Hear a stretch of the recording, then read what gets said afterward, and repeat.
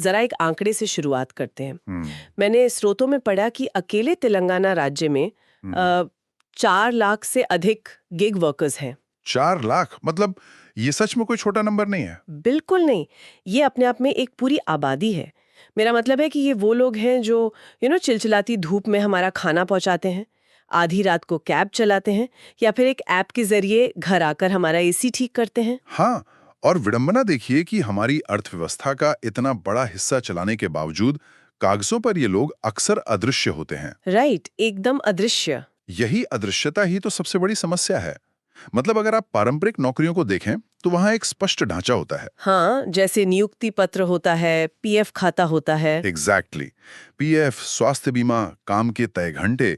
लेकिन जब हम गिग इकोनॉमी की बात करते हैं तो ये पूरा का पूरा ढांचा ही गायब हो जाता है। गायब हो जाता है, बिल्कुल। इन 4 लाख लोगों के लिए अनौपचारिकता सिर्फ एक शब्द नहीं है यार, ये उनकी रोजमर्रा की असुरक्षा की सच्चाई है।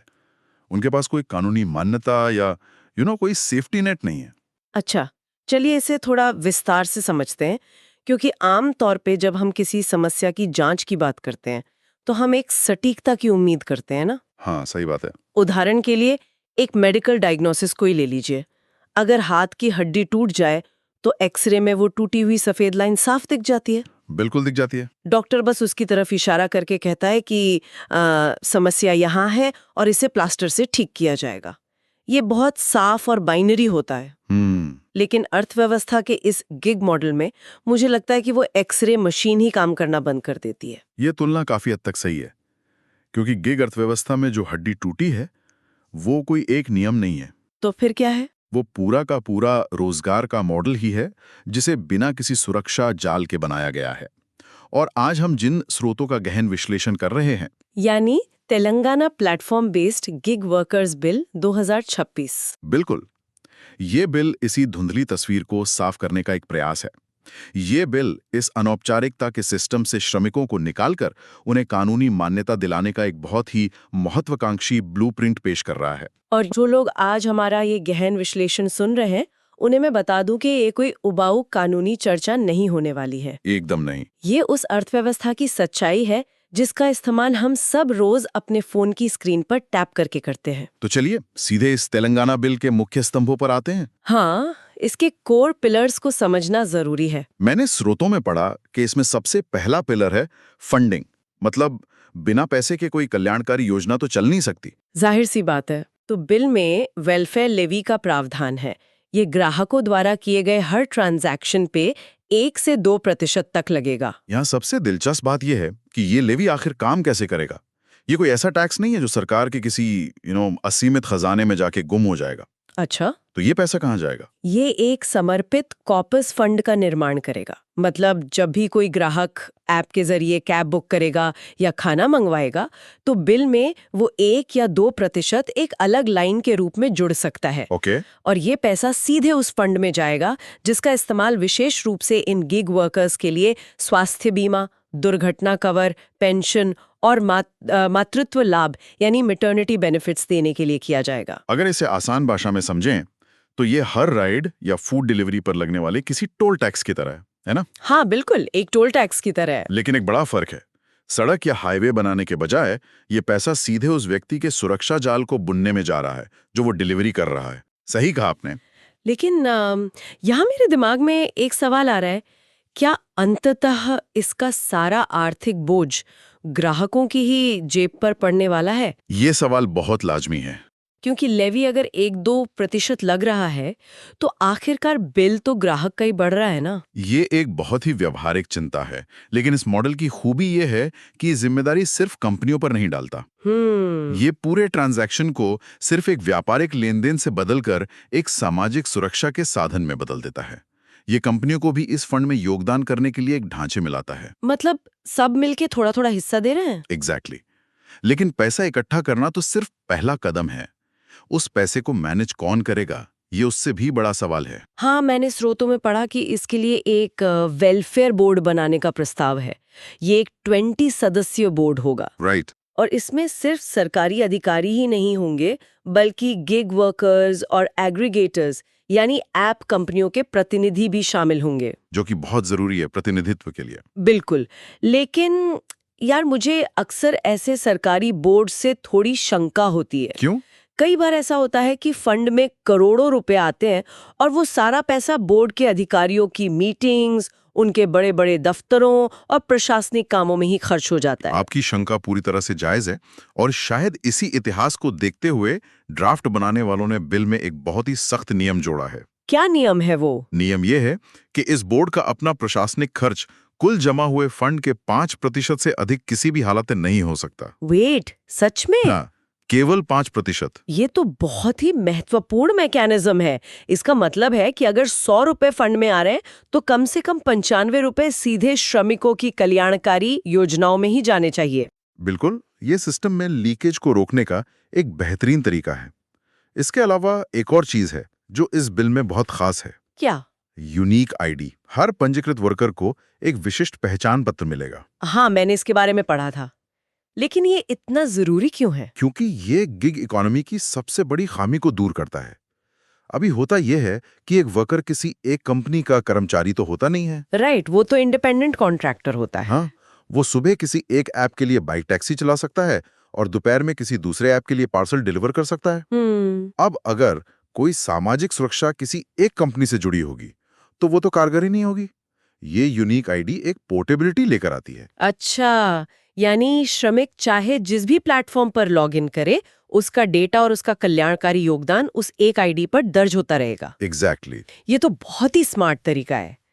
लेकिन यहाँ मामला सच में बहुत दिलचस्प हो जाता है। कैसे? हमने पैसों और फंड की बात कर ली, लेकिन एक गिग वर्कर की रोजमर्रा की जिंदगी सिर्फ उस फंड से तो तय नहीं होती ना। हाँ, बिल्कुल नहीं। उसकी असली कमाई क्या होगी, उसे कौन सी राइड मिलेगी, उसे बोनस मिलेगा या नहीं, ये सब आखिर तय कौन करता है? यही तो इस पूरी इकोनॉमी का अदृश्य सच है। मतलब एक आम पारंपरिक नौकरी में अगर किसी का बॉस सैलरी काट ले या किसी को काम से निकाल दे तो इंसान कम से कम एचआर के पास जाकर कारण तो पूछ सकता है। सही बात है। लेकिन यहाँ तो बॉस कोई इंसान है ही नहीं। हाँ। यहाँ बॉस एक कोड है, एक एल्गोरिदम। तो मैं सोच रही थी कि कोई सरकार गणित या कोडिंग को कैसे रेगुलेट कर सकती है? अगर हम इसे बड़ी तस्वीर से जोड़कर देखें तो ये इस पूरे बिल का सबसे क्रांतिकारी हिस्सा है। वो कैसे? क्योंकि आधुनिक अर्थव्यवस्था में अब इंसान नहीं बल्कि एल्गोरिदम ही आजीविका तय कर रहे हैं।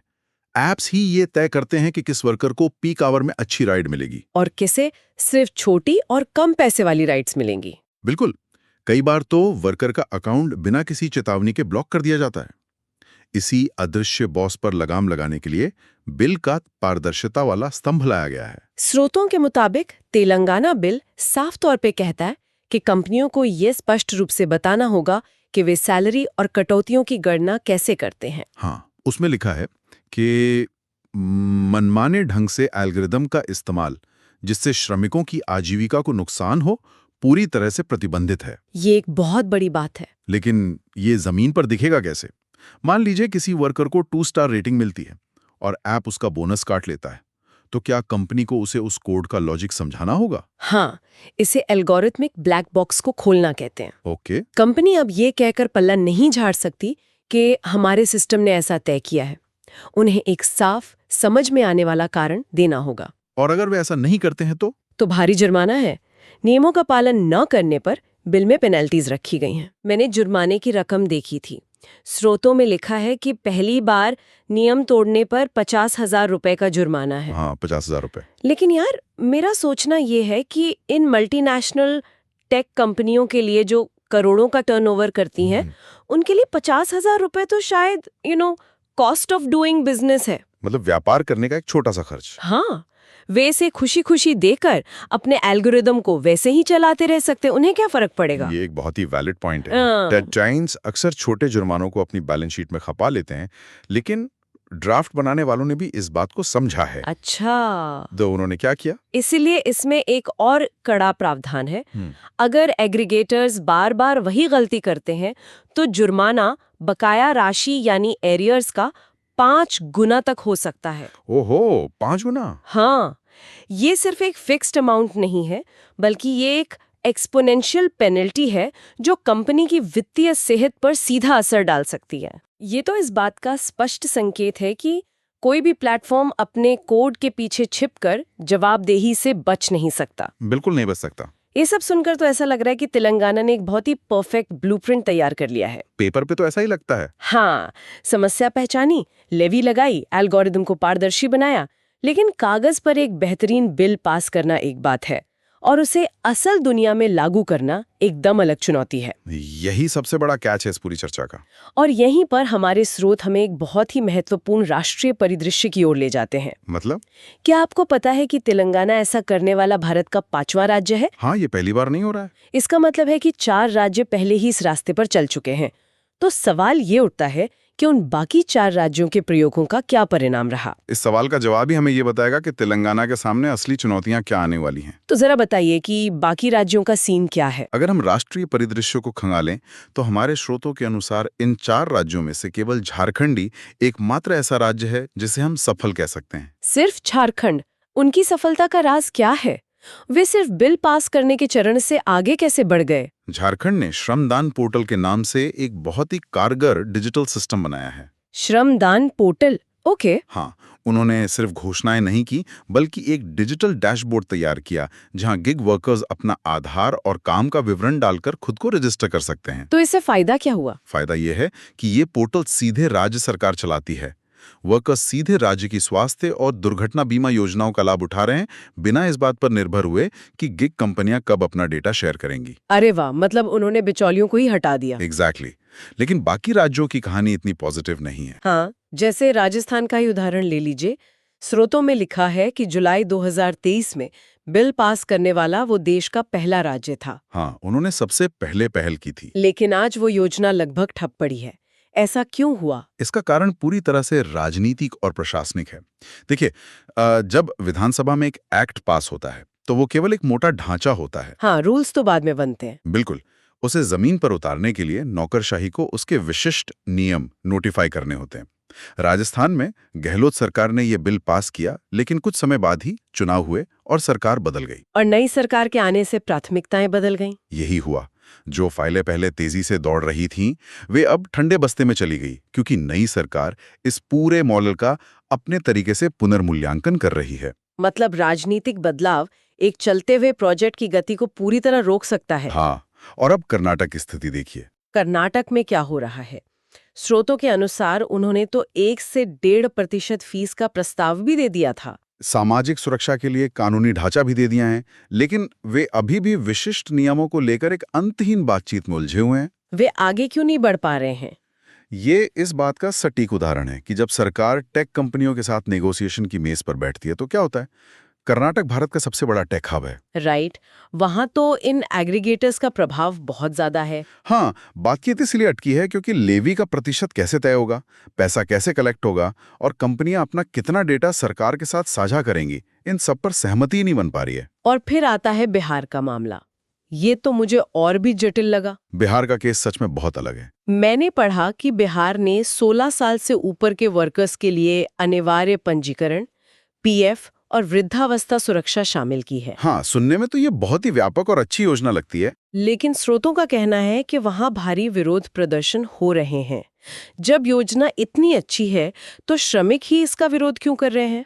इसके पीछे एक बहुत ही मनोवैज्ञानिक और आर्थिक कारण है। कैसा कारण? देखिए, जब आप एक ऐसे श्रमिक से बात करते हैं जो दिन में 12 घंटे काम करके बमुश्किल अपना घर चला पा रहा है और आप उससे कहते हैं कि हम तुम्हारी कमाई में से कुछ हिस्सा पीएफ के लिए काटेंगे जो तुम्हें बुढ़ापे में मिलेगा, तो जाहिर है वो डर जाएगा। उसे तो आज का खर्च चलाना है। बिल्कुल। बिहार में योजना तो बन गई, लेकिन लाभ कैसे बांटे जाएंगे उसका कोई स्पष्ट ढांचा या ट्रस्ट सिस्टम नहीं बनाया गया। तो श्रमिकों को लगा होगा कि ये सिर्फ उनकी पहले से ही कम कमाई को और कम करने का एक सरकारी तरीका है। एकदम सही। बिना किसी पारदर्शी बेनिफिट स्ट्रक्चर के कानून थोपने से अविश्वास और विरोध ही पैदा होता है। इन सभी राज्यों के अनुभव हमें एक साफ पैटर्न दिखाते हैं। हाँ, कि बिल पास करना तो सिर्फ ट्रेलर है, असली फिल्म तो उसे लागू करना है। तो इस सब का आखिर मतलब क्या है? अगर हम वापस तेलंगाना पे आए तो इन गड्ढों से बचने के लिए उन्हें क्या करना होगा? सबसे बड़ी चुनौती जो स्रोतों में बार बार आ रही है वो है लेवी विवाद। हाँ, कि एग्रीगेटर्स को 1% देना है या 2%। लेकिन यार मैं एक बात पूछना चाहती हूँ। जी, पूछिए। अगर विवाद सिर्फ 1% या 2% का है तो क्या इसके लिए पूरे राज्य के वर्कर इंतजार करते रहेंगे? ये सुनने में छोटा लगता है, मतलब ये तो वैसा ही है ना, जैसे घर बनाने का फैसला हो गया हो, लेकिन इस बात पर 3 साल से बहस चल रही हो कि मुख्य दरवाजे का रंग क्या होगा, जबकि मजदूर बाहर बारिश में खड़े हैं। ये एनालॉजी बहुत सटीक है।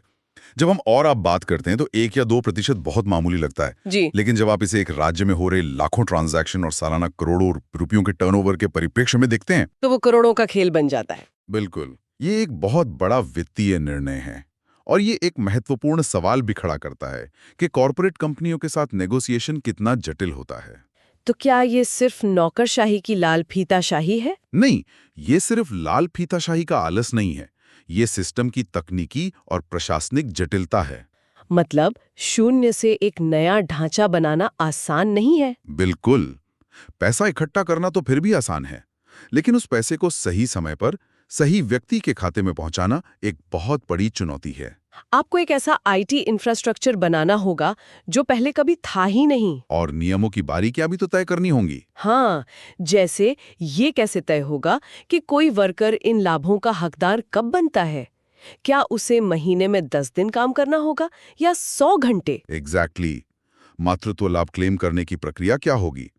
अगर कोई वर्कर एक ही समय पर 3 अलग-अलग ऐप्स के लिए काम कर रहा है, तो कौन सी कंपनी उसके दुर्घटना बीमा का कितना हिस्सा देगी?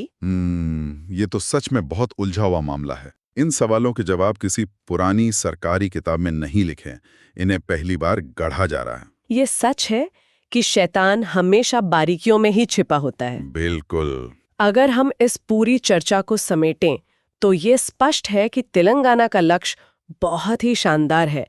वो 4 लाख से अधिक श्रमिकों को सुरक्षा देने की कोशिश कर रहा है। लेकिन इसकी असली सफलता इस बात पर निर्भर करेगी कि क्या ये बिहार और कर्नाटक जैसी कार्यान्वयन पक्षाघात यानी इम्प्लीमेंटेशन पैरालिसिस से बच पाता है। हाँ, उन्हें बस कागजों पर नहीं, जमीन पर काम करना होगा।